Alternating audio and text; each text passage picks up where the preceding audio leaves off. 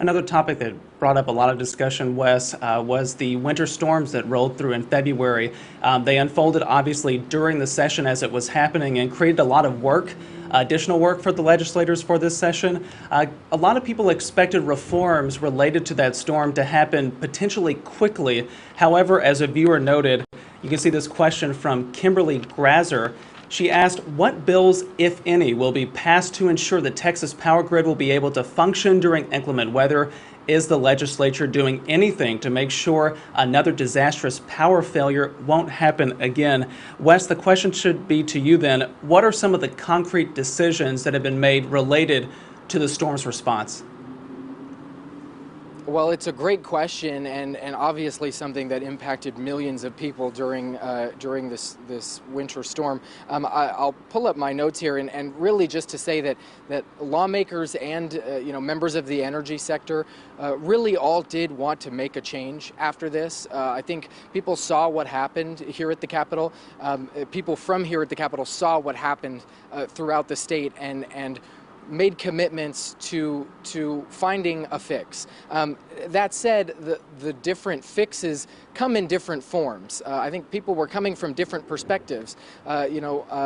We saw such a variety of experiences that happened. One of the I guess depending on who you ask, the fix looks a little bit different, right? So some people called for weatherization of the power grid, right? Making sure that the physical equipment and the pipes and the wires and all of the physical aspects of the state's grid would be able to withstand another storm like this, extreme conditions, whether that's hot or cold. Other people wanted to focus on the financial aspect of this, working with the market schematics, working with the different ways that energy companies and electricity retailers worked to pass the money from the consumer to those different entities.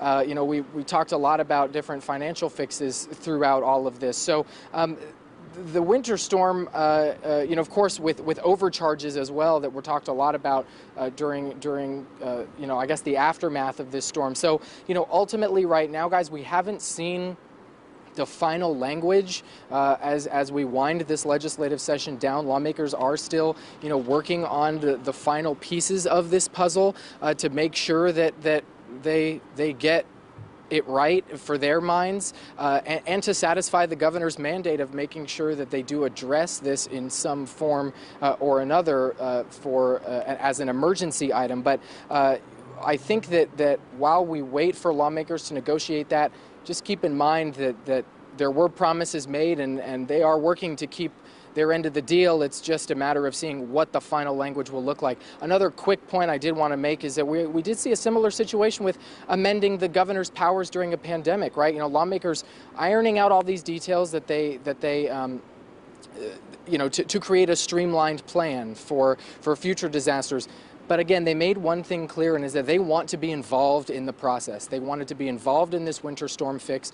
They want to be involved in finding a fix for future pandemics and being able to help distribute money and be involved in that process. So those are two things that we will certainly be watching into the summer and fall as the details are ironed out.